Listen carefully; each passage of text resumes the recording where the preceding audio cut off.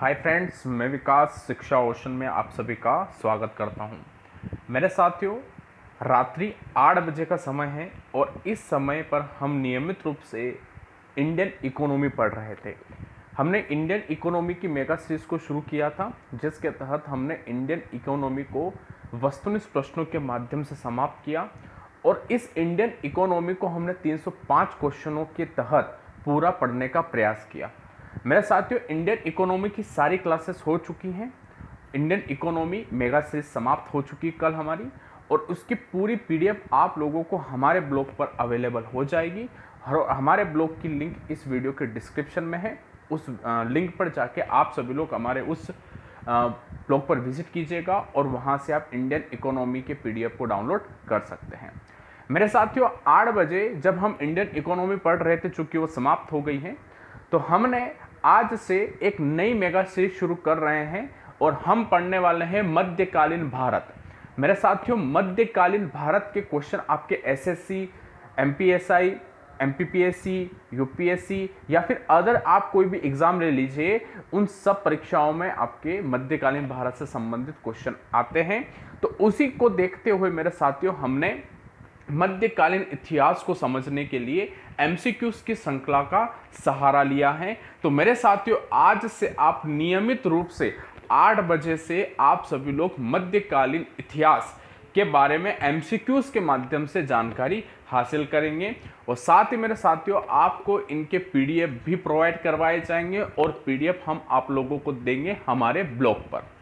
तो मेरे साथियों, तैयार हो जाइए आप अच्छी तरीके से मध्यकालीन भारत को पढ़ने के लिए। हम मध्यकालीन भारत को एक नए तरीके से पढ़ रहे हैं, जिसमें हम वस्तुनिष्ठ प्रश्नों को लेके आए हैं और उन वस्तुनिष्ठ प्रश्नों को हम चर्चा के पटल पे रखेंगे और उसके साथ हम उनके आंसर को देखने का प्रयास करेंगे। तो बहुत अच्छी हमारी क्लास रहने वाली है मेरे साथियों, इसलिए आप हमारे साथ जुड़े रहिए। हमारे साथ जुड़े रहने के लिए साथियों, आप लोगों को शिक्षा ओशन को सब्सक्राइब करना होगा और बेल आइकन को प्रेस करना होगा। याद रखिएगा, बेल आइकन को प्रेस करना बहुत आवश्यक है, क्योंकि हमारे नोटिफिकेशन आपके मोबाइल तक तभी पहुंच पाएंगे जब आप शिक्षा ओशन के बेल आइकन को प्रेस करोगे। तो मेरे साथियों, आज से हम शुरू कर रहे हैं मिडिवल हिस्ट्री की मेगा सीरीज। हमने इंडियन पॉलिटी की मेगा सीरीज को जारी किया था, उसको कंप्लीट किया।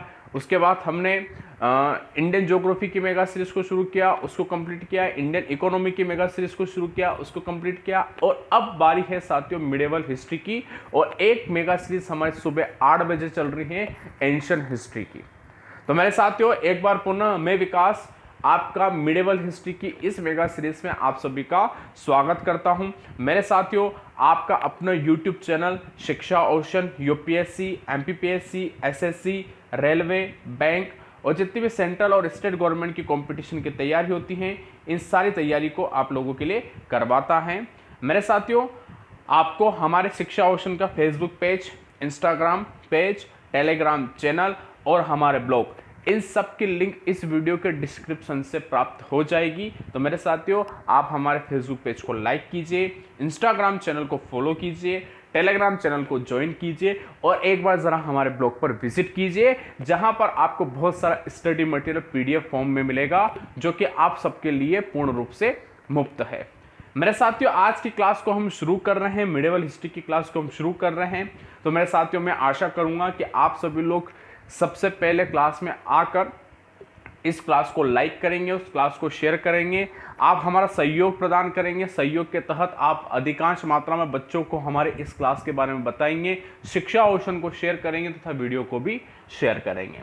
तो चलिए साथियों, देर किस बात की है, आप तुरंत क्लास को लाइक कर दीजिए और क्लास को शेयर कर दीजिए। अब आप देखेंगे मिडिवल हिस्ट्री का पहला क्वेश्चन, इस मेगा सीरीज का पहला क्वेश्चन आप लोगों के सामने देखिएगा। मेरे साथियों, सबसे पहला क्वेश्चन आप लोगों के सामने, मैं कोशिश करूंगा हर क्वेश्चन को अच्छे से समझाने की, आपके दिमाग में बिठाने का मेरा पूरा प्रयास रहेगा। तो आप सभी लोग प्रश्न का उत्तर देने में पीछे मत रहिएगा। सारे प्रश्न का उत्तर आपके द्वारा आने चाहिए, चाहे वह गलत हो चाहे वह सही हो, कोई टेंशन नहीं है। आप सिर्फ और सिर्फ प्रश्न का उत्तर देने पर आप फोकस करिएगा। जितने बच्चे ऑनलाइन हैं, सारे बच्चे इस प्रश्न का उत्तर देंगे। आने वाले जितने भी प्रश्न हैं उन सब का उत्तर देंगे।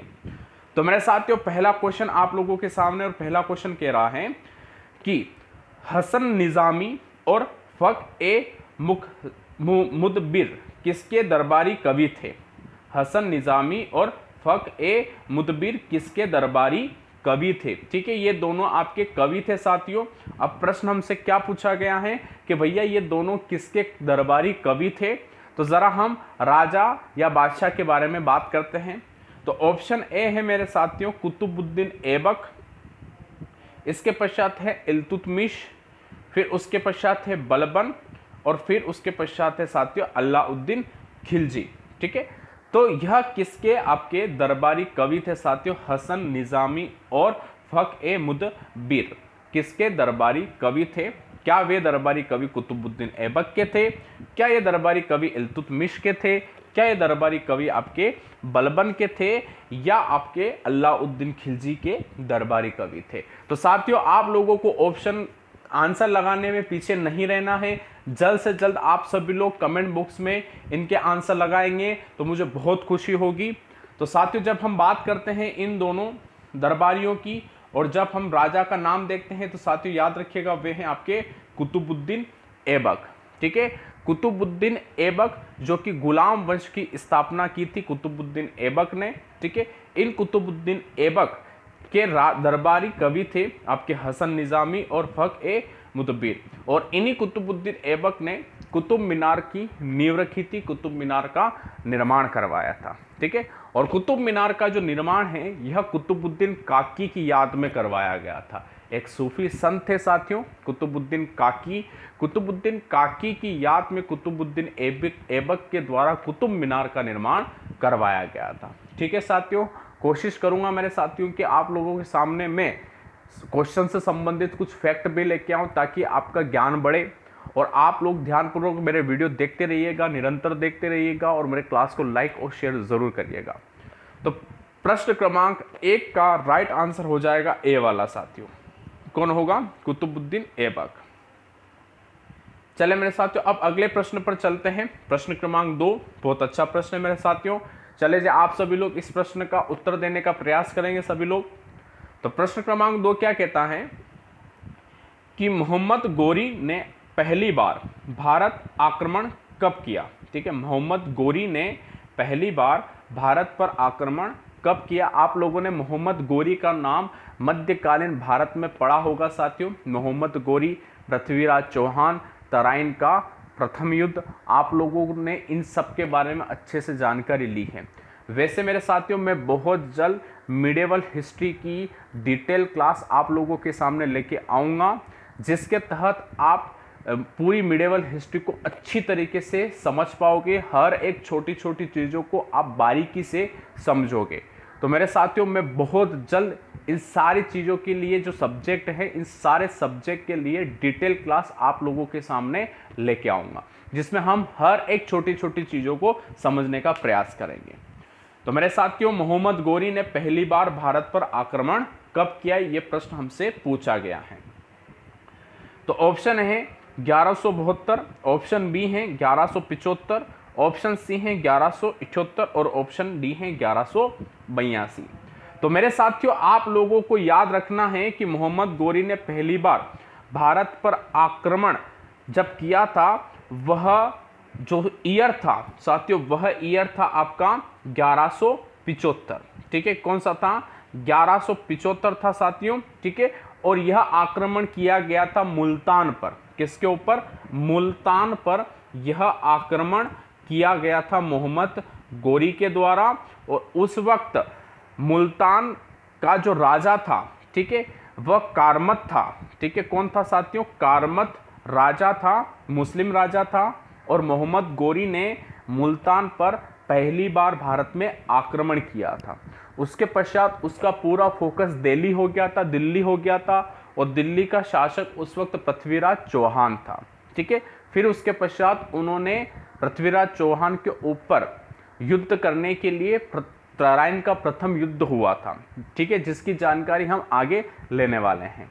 तो याद रखिएगा प्रश्न क्रमांक 2 का राइट आंसर हो जाएगा बी वाला 1175। अब अगले प्रश्न पर चलते हैं मेरे साथियों। अगला प्रश्न बहुत अच्छा प्रश्न है। प्रश्न क्रमांक 3, प्रश्न क्रमांक 3 क्या कहता है कि किसके काल को, और ये प्रश्न आपके एसएससी में डेफिनेटली बनते हैं साथियों, और बहुत सी बार परीक्षा में ऐसे प्रश्न आए भी हैं कि किसके काल को मुगल चित्रकला का स्वर्ण काल कहा जाता था। किसके काल को मुगल चित्रकला का स्वर्ण काल कहा जाता था? तो ऑप्शन ए है अकबर, ऑप्शन बी है जहांगीर, ऑप्शन सी है शाहजहां और ऑप्शन डी है औरंगजेब। तो किसको साथियों आपके मुगल चित्रकला का स्वर्ण काल कहा जाता है? तो साथियों देर किस बात की है, क्वेश्चन आप लोगों के सामने है, ऑप्शन आप लोगों के सामने है। मुगल एम्पायर, मुगल साम्राज्य से संबंधित प्रश्न आपसे पूछा गया है, तो साथियों जल्द से जल्द इस प्रश्न का उत्तर दीजिए कि क्या राइट आंसर इसका ए हो सकता है, बी हो सकता है, सी हो सकता है या डी हो सकता है। जल्दी से जितने बच्चे हैं सभी बच्चे उत्तर देने का प्रयास करेंगे। मेरे साथियों आपको मैं अपनी क्लासेस के शिक्षा ओशन की कुछ क्लासेस है उनके बारे में आपको मैं अवगत करा दूं। तो सुबह 8 बजे हम प्राचीन भारत के इतिहास की मेगा सीरीज को पढ़ते हैं। तो आप सभी को सुबह 8 बजे ऑनलाइन रहकर प्राचीन भारत के इतिहास के क्वेश्चनों को जानना है।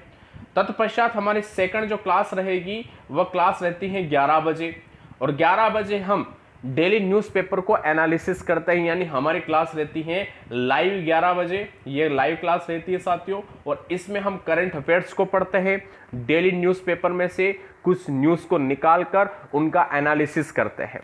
फिर उसके पश्चात हमारी 8 बजे, रात 8 बजे क्लास रहती है। ठीक है, इस रात 8 बजे क्लास में हम मिडेवल हिस्ट्री पढ़ते हैं, जो कि आज से हमने शुरू की है। इसके पश्चात साथियों हमारी जो नेक्स्ट क्लास रहती है रात को 10 बजे रहती हैं। यह 10 बजे वाली जो क्लास है ये पूरी तरीके से लाइव रहती हैं, जिनमें हम आधुनिक भारत के इतिहास को डिटेल तरीके से पढ़ते हैं, जिनमें मैं लाइव रहता हूं और आपके लाइव डाउट को क्लियर करके आपको अच्छे से आधुनिक भारत के इतिहास को पढ़ाता हूं। तो मेरे साथियों जो नए साथी हैं वह सभी लोग ये सारी क्लासेस को लीजिएगा, और जो मेरे पुराने साथी हैं वे सभी लोग इस क्लास के माध्यम से सारे बच्चों को अवगत करवाइएगा हमारे क्लासेस के बारे में, यानी क्लासेस को ज़्यादा शेयर कीजिएगा। तो मेरे साथियों आप सभी लोगों ने कमेंट बॉक्स में उत्तर दे दिया है। तो प्रश्न हमसे ये पूछा गया था कि किस काल को मुगल चित्रकला का स्वर्ण काल कहते हैं।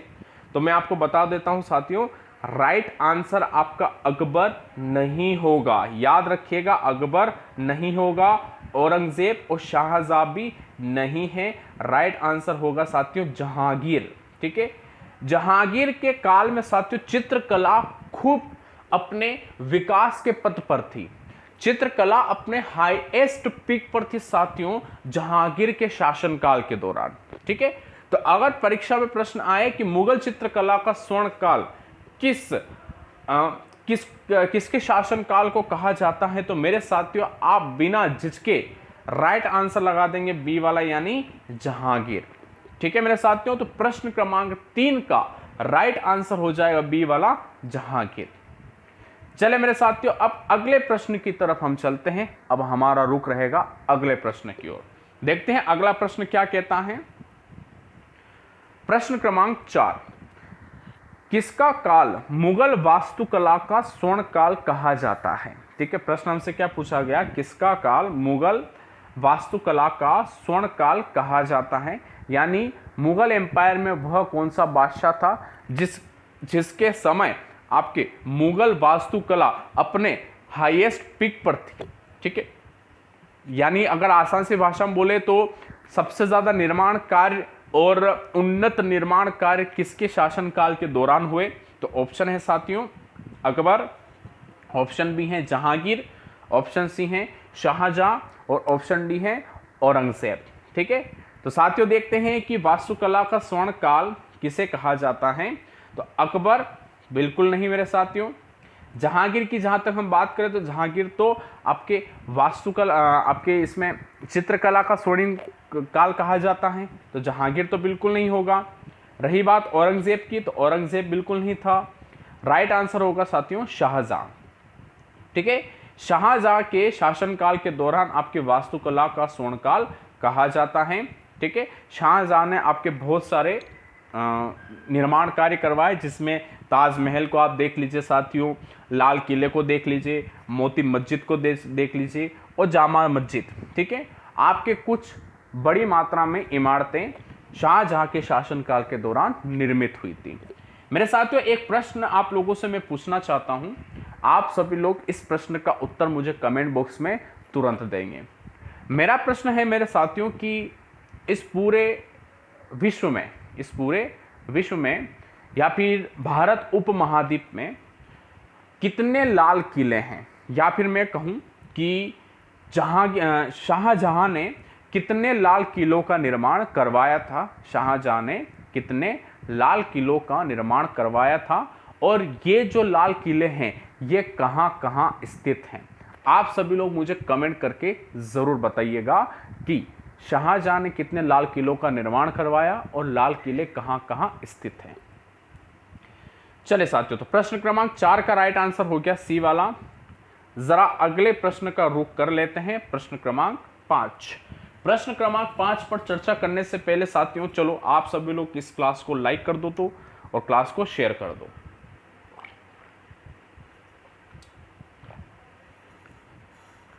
क्लास को लाइक और शेयर करने में किसी प्रकार से कोई कंजूसी मुझे दिखाई देनी नहीं चाहिए। दिन प्रतिदिन बच्चों की संख्या मुझे बढ़ती हुई दिखनी चाहिए, और यह सब आपके सहयोग से हो पाएगा। बिना आपके सहयोग से कुछ भी नहीं हो पाएगा, इसलिए आप सभी लोग हमारा सहयोग कीजिए। प्रश्न क्रमांक 5, मोहम्मद बिन कासिम ने भारत पर आक्रमण कब किया? मोहम्मद बिन कासिम ने भारत पर आक्रमण कब किया? तो ऑप्शन ए है 711, ऑप्शन बी है 712, ऑप्शन सी है 713 और ऑप्शन डी है 714।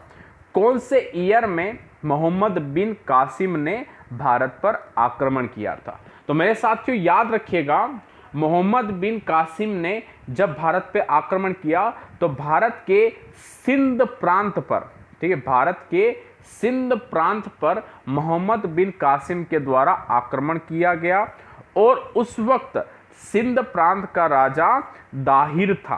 कौन था? दाहिर राजा था, और दाहिर राजा के ऊपर मोहम्मद बिन कासिम ने आक्रमण किया था। अब हमसे ईयर पूछा गया है 711, 712, 713 या 714। तो साथियों वह जो ईयर है वह है आपका 712। ठीक है, तो मोहम्मद बिन कासिम ने भारत के सिंध प्रांत पर राजा दाहिर के ऊपर आक्रमण किया था 712 ईस्वी में। तो प्रश्न क्रमांक 5 का राइट आंसर होगा बी वाला। अब अगले प्रश्न की चर्चा जरा हम करते हैं साथियों। बहुत अच्छा प्रश्न आप लोगों के सामने आएगा, क्योंकि मध्यकालीन जो इतिहास है यह आक्रमणों से भरा हुआ है, ठीक है, नरसंहार से भरा हुआ है। एक राजा सिंहासन पर बैठता है तो उसके ऊपर षड्यंत्र करके दूसरा राजा उसके सिंहासन पर आ जाता है। अनेक युद्ध इस पूरे काल के अंतर्गत हुए, और साथ में आपके वास्तुकला का बेजोड़ हमें नमूना भी इस काल के अंतर्गत देखने को मिलता है। अनेक मंदिर, अनेक मकबरे, अनेक इमारतें, अनेक महल, अनेक किले इस काल के दौरान निर्मित हुए, जो कि इतिहास में अपनी एक अनोखी छाप छोड़ के जाते हैं। ठीक है, तो हम मध्यकालीन इतिहास को बहुत सारे भागों में देखकर पढ़ते हैं। मध्यकालीन इतिहास जो है बहुत बड़ा इतिहास है साथियों, बड़ा मजा आता है जब इसको पढ़ते हैं, डिटेल तरीके से जब पढ़ते हैं ना, बड़ा आनंद आता है। और हम बहुत जल्दी साथियों लाइव क्लास शुरू करेंगे इस मध्यकालीन भारत की, तो आपको बहुत मजा आएगा पढ़ने में। ठीक है, बस आप हमारा साथ ऐसे ही बना के रखो।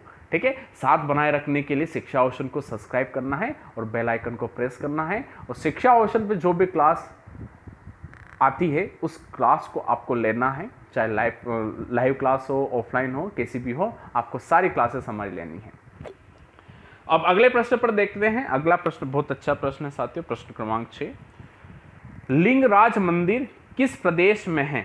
लिंगराज मंदिर किस प्रदेश में है, यानी किस राज्य में स्थित है लिंगराज मंदिर? ऑप्शन है उड़ीसा, ऑप्शन है आंध्र प्रदेश, ऑप्शन है उत्तर प्रदेश और ऑप्शन है कर्नाटक। ठीक है मेरे साथियों, आप जल्द से जल्द कमेंट करके बताइएगा कि लिंगराज जो मंदिर हैं यह किस राज्य में स्थित हैं। क्या यह लिंगराज जो मंदिर हैं, क्या यह मंदिर ओडिशा में स्थित है, या यह मंदिर आंध्र प्रदेश में स्थित है, या यह मंदिर उत्तर प्रदेश में स्थित है, या फिर साथियों यह कर्नाटक राज्य में स्थित है। किस राज्य में आपका लिंगराज मंदिर स्थित है? तो मेरे साथियों मैं आपको बता देता हूं कि लिंगराज मंदिर आपके आंध्र प्रदेश, उत्तर प्रदेश और कर्नाटक में स्थित नहीं है।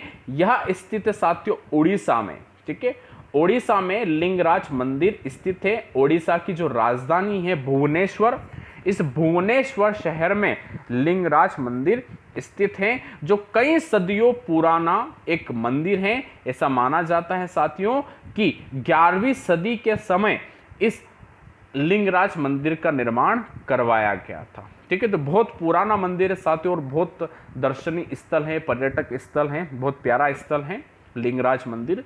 तो प्रश्न क्रमांक 6 का राइट आंसर हो जाएगा ए वाला उड़ीसा। चले साथियों अब अगले प्रश्न पर चलते हैं। प्रश्न क्रमांक 7 बहुत अच्छा प्रश्न है। नटराज की कांस्य मूर्ति किस वंश से संबंधित है? नटराज की कांस्य मूर्ति किस वंश से संबंधित है? आप लोगों ने नटराज की मूर्ति को देखा होगा जब कोई शास्त्रीय जो नृत्य है उसकी कोई शिक्षा ग्रहण करता है, या फिर शास्त्रीय नृत्य का कोई एक कौशल व्यक्ति होता है या नर्तकी होती हैं, वो अपने घरों में नटराज की मूर्ति को हमेशा रखते हैं साथियों और उसकी पूजा भी करते हैं। ठीक है, और जो नटराज की कांस्य की मूर्ति है, यह कांस्य की मूर्ति किस वंश से संबंधित है? तो ऑप्शन है साथियों चोल, चेर, पांड्य या राष्ट्रकूट। तो मेरे साथियों हमेशा आप लोग याद रखिएगा कि नटराज की जो कांस्य की जो मूर्ति है, यह मूर्ति आपके चोल से संबंधित है। किससे संबंधित साथियों? चोल से संबंधित है। और नटराज की जो कांस्य की मूर्ति है, इसमें तांडव की मुद्रा में शिव हैं, यानी शिव भगवान तांडव की मुद्रा में स्थित हैं और उनकी मूर्ति है नटराज की। ठीक है, जो कि आपके प्रत्यक्ष संबंधित हैं चोल वंश से। तो प्रश्न क्रमांक 7 का राइट आंसर होगा ए वाला चोल। चले मेरे साथियों अब अगले प्रश्न पर। प्रश्न क्रमांक 8 बहुत अच्छा प्रश्न है। प्रश्न क्रमांक 8, प्रश्न क्रमांक 8 हमसे कहता है कि अमोघ वर्ष किस वंश से संबंधित है? राजा अमोघ वर्ष बहुत प्रतापी राजा हुए हैं मेरे साथियों, अमोघ वर्ष। ठीक है, राजा हैं। अब प्रश्न उठता है कि यह किस वंश से संबंध रखते हैं? तो ऑप्शन है राष्ट्रकूट, चोल, चेर या पांड्य। ठीक है, यह किससे संबंधित आपके राजा हैं? तो मेरे साथियों आप लोग याद रखिएगा कि राजा अमोघ वर्ष जो हैं यह राष्ट्रकूट वंश के राजा हैं, एक प्रतापी राजा रहे हैं आपके अमोघ वर्ष। ठीक है मेरे साथियों, तो राइट आंसर होगा ए वाला राष्ट्रकूट। चले मेरे मित्रों अब अगले प्रश्न पर चलेंगे। अगला प्रश्न बहुत अच्छा प्रश्न है। ब्रिटेन की रानी एलिजाबेथ प्रथम किसके समकालीन थी? ब्रिटेन की रानी एलिजाबेथ प्रथम किसके समकालीन थी? तो ऑप्शन ए है अकबर, ऑप्शन बी है जहांगीर, ऑप्शन सी है शाहजहां और ऑप्शन डी है औरंगजेब। किसके समकालीन आपके रानी एलिजाबेथ थी ब्रिटेन की? तो मेरे साथियों आप लोग याद रखिएगा कि यह अकबर के समकालीन थी रानी एलिजाबेथ प्रथम। ठीक है साथियों, तो प्रश्न क्रमांक 9 का राइट आंसर हो गया आपका ए वाला। चलिए अब अगले प्रश्न की चर्चा करेंगे। प्रश्न क्रमांक 10 बहुत अच्छा प्रश्न है मेरे मित्रों। अब्दुल कादिर प्रश्न है, प्रश्न क्रमांक 10, अब्दुल कादिर बदायूनी, नकीब खान और थानेश्वर किसके दरबार में थे? ठीक है, प्रश्न क्या है साथियों हमसे? बहुत अच्छा प्रश्न है। अब्दुल कादिर बदायूनी, नकीब खान और थानेश्वर किसके दरबार में थे? तो ऑप्शन ए है अकबर, ऑप्शन बी है जहांगीर, ऑप्शन सी है शाहजहां और ऑप्शन डी है औरंगजेब। किसके दरबार में यह मौजूद थे? नाम है इनका अब्दुल कादिर बदायून, नकीब खान और थानेश्वर। ठीक है, तो मेरे साथियों आप लोग याद रखिएगा कि अब्दुल कादिर बदायून, नकीब खान और थानेश्वर जो व्यक्ति थे, यह सभी व्यक्ति आपके अकबर के राज दरबार में हुआ करते थे। तो प्रश्न क्रमांक 10 का राइट आंसर हो जाएगा मेरे साथियों ए वाला यानी अकबर। ठीक है साथियों, चले जी, अब अगले प्रश्न पर चलने से पहले जिन साथियों ने अभी तक इस क्लास को लाइक नहीं किया है तो साथियों क्लास को लाइक कर दीजिए और क्लास को शेयर कर दीजिएगा। चले, बहुत अच्छा प्रश्न है मेरे साथियों। किताबे अल हिंद किस की रचना है? प्रश्न क्रमांक 11, किताबे अल हिंद किसकी रचना है या किसने इसकी रचना की थी, इसके रचयिता कौन हैं? तो ऑप्शन ए है बलबन, ऑप्शन बी है अल बरूनी, ऑप्शन सी है अमीर खुसरो और ऑप्शन डी है इब्न बतूता। तो मेरे साथियों बहुत अच्छा प्रश्न है और इस प्रश्न के उत्तर की तमन्ना मैं आप लोगों से करूंगा। तो आप सभी लोग कमेंट करके जरूर बताओ कि किताब अल हिंद की रचना किस व्यक्ति के द्वारा की गई थी। प्रश्न आपके सामने है और ऑप्शन भी आप लोगों के सामने है, तो जल्दी से आप सभी लोग इस प्रश्न का उत्तर दीजिए।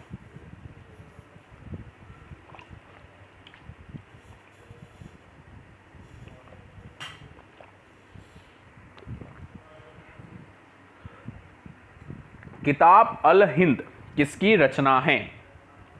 तो मेरे साथियों एक बात मैं बता देता हूं कि किताब अल हिंद का प्रभाव भारत के इतिहास पर बहुत गहरा है, यानी मध्यकालीन इतिहास के बारे में जानकारी हमें इनकी पुस्तक से मिलती है। किताब अल हिंद से हमें सर्वाधिक मात्रा में जानकारी मिली है।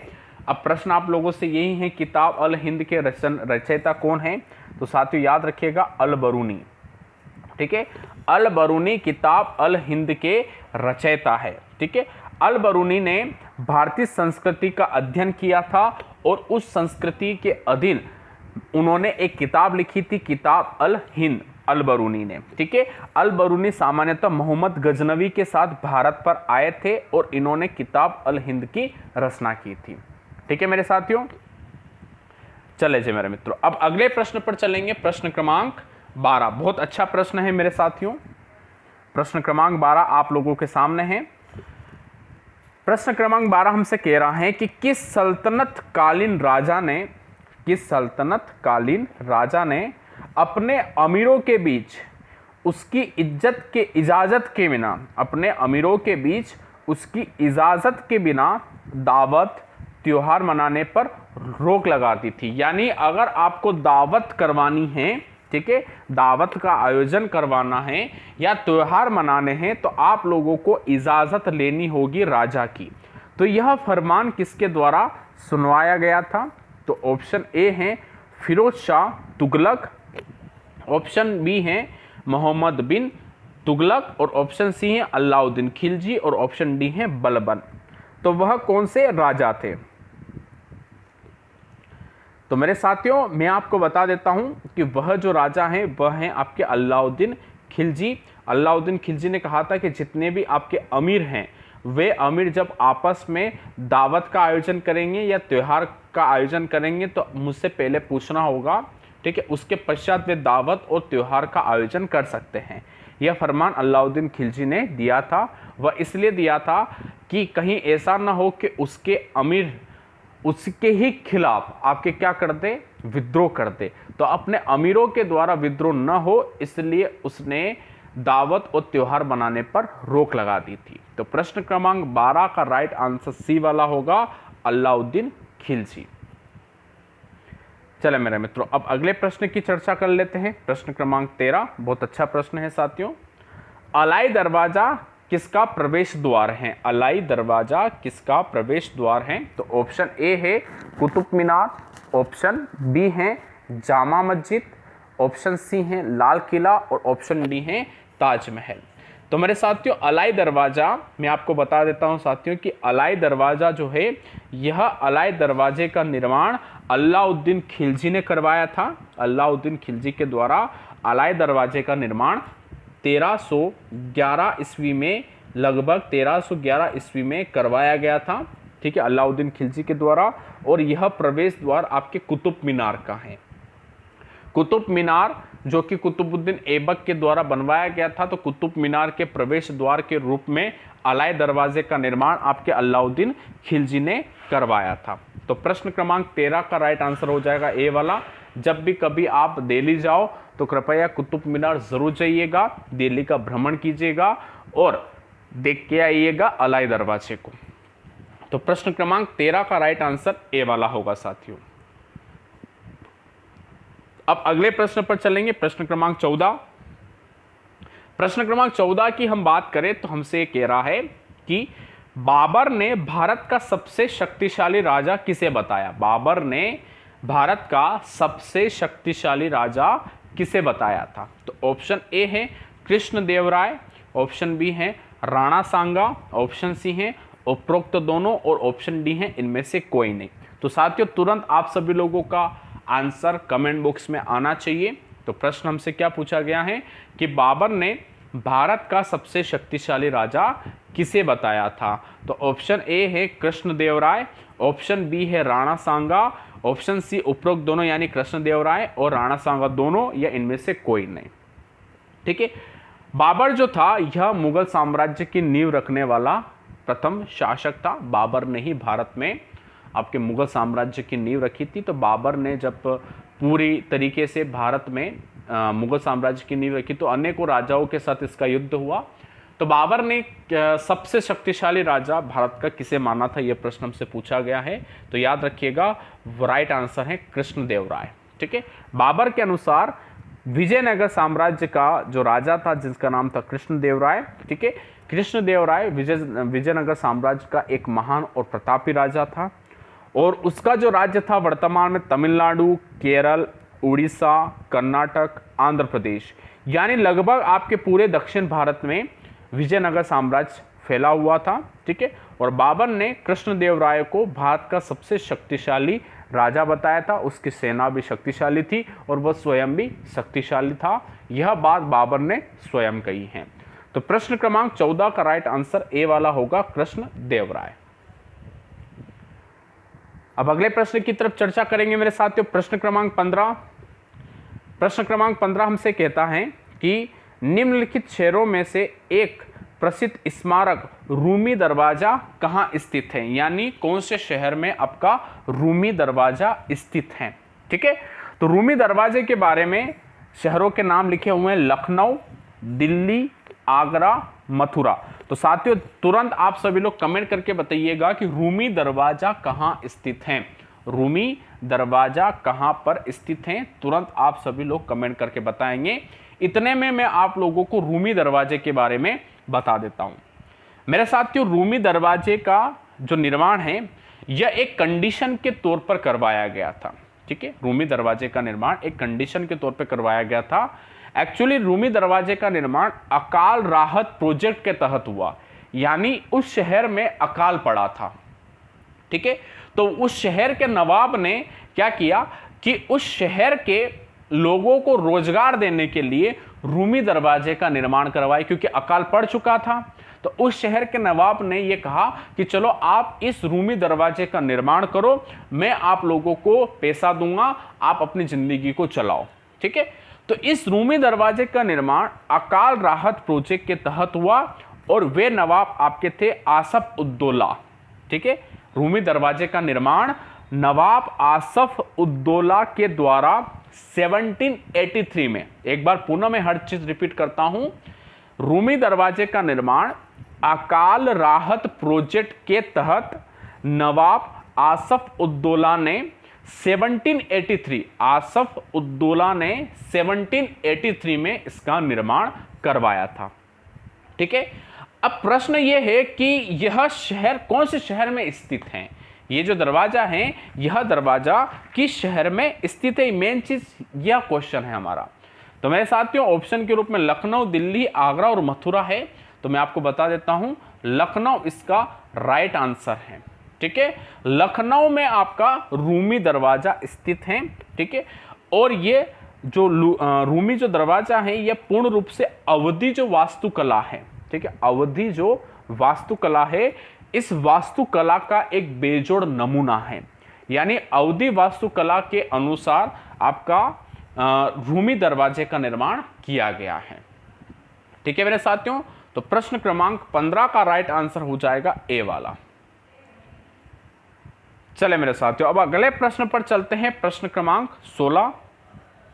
प्रश्न क्रमांक 16 हमसे कह रहा है फिरदौस मंजिल किस मुगल राजा को कहा जाता है। फिरदौस मंजिल किस मुगल राजा को कहा जाता है। तो ऑप्शन ए है मोहम्मद शाह रंगीला, ऑप्शन बी है शाह आलम द्वितीय, ऑप्शन सी है अकबर द्वितीय और ऑप्शन डी है बहादुर शाह प्रथम। तो मेरे साथियों याद रखिएगा, फिरदौस मंजिल जो हैं यह आपके शाह आलम द्वितीय मुगल राजा को कहा जाता था। शाह आलम द्वितीय मुगल राजा का दूसरा नाम फिरदौस मंजिल भी था। तो प्रश्न क्रमांक 16 का राइट आंसर बी होगा। टू द पॉइंट क्वेश्चन है मेरे साथियों। चले जब अगले प्रश्न की चर्चा करेंगे, प्रश्न क्रमांक 17 बहुत अच्छा प्रश्न है। मेहरुनिसा किस नाम से प्रचलित थी? मेहरुनिसा जो लड़की थी यह किस नाम से प्रचलित थी? ऑप्शन ए है नूरजहां, ऑप्शन बी है मरियम जमीनी और ऑप्शन सी है सलीमा और ऑप्शन डी है इनमें से कोई नहीं। तो मेरे साथियों टू द पॉइंट क्वेश्चन है, तो याद रखिएगा मिडेवल हिस्ट्री में मेहरुनिसा जो थी, जो कि आपके मुगल एम्पायर से संबंध रखती हैं, मुगल साम्राज्य से संबंध रखती हैं। तो यह जो मेहरुनिसा है, यह मेहरुनिसा आपके नूरजहां के नाम से प्रसिद्ध थी। किसके नाम से साथियों? नूरजहां के नाम से प्रसिद्ध थी, जो कि आपके जहांगीर की पत्नी भी हुआ करती थी, नूरजहां। तो प्रश्न क्रमांक 17 का राइट आंसर साथियों होगा ए वाला नूरजहां, मेहरुनिसा यानी नूरजहां। चले अब अगले प्रश्न पर चलेंगे, प्रश्न क्रमांक 18। मेरे साथियों आपकी यह मिडेवल हिस्ट्री के पहली क्लास है, तो कमेंट करके मुझे ज़रूर बताइएगा साथियों कि आपको यह क्लास कैसी लग रही है, मेरा पढ़ाने का तरीका आप लोगों को समझ में आ रहा है या नहीं आ रहा है। कोई चीज़ बदलाव करवाना है मेरे समझाने के तरीके में तो आप मुझसे बता दीजिए, ताकि आने वाली जितनी भी हमारी क्लासेस रहेगी उन क्लासेस में इन कमियों को मैं दूर कर सकूं। तो आप ज़रूर मुझे कमेंट करके बताओ साथियों कि यह क्लास आप लोगों को कैसी लग रही है, मेरा पढ़ाने का तरीका आप लोगों को समझ में आ रहा है या नहीं आ रहा है। तो ज़रूर सभी बच्चे साथियों, शर्माने की आवश्यकता नहीं है, सभी बच्चे आप मुझे मेरी कमी बताएंगे, कमेंट करके ज़रूर बताइएगा। तो प्रश्न क्रमांक 18 की हम चर्चा करेंगे मेरे साथियों। प्रश्न क्रमांक 18 हमसे कहता है, शराब गुटका किस रहस्यवादी कवि की हस्तलिपि है? यानी शराब गुटका की रचना किस कवि ने की थी?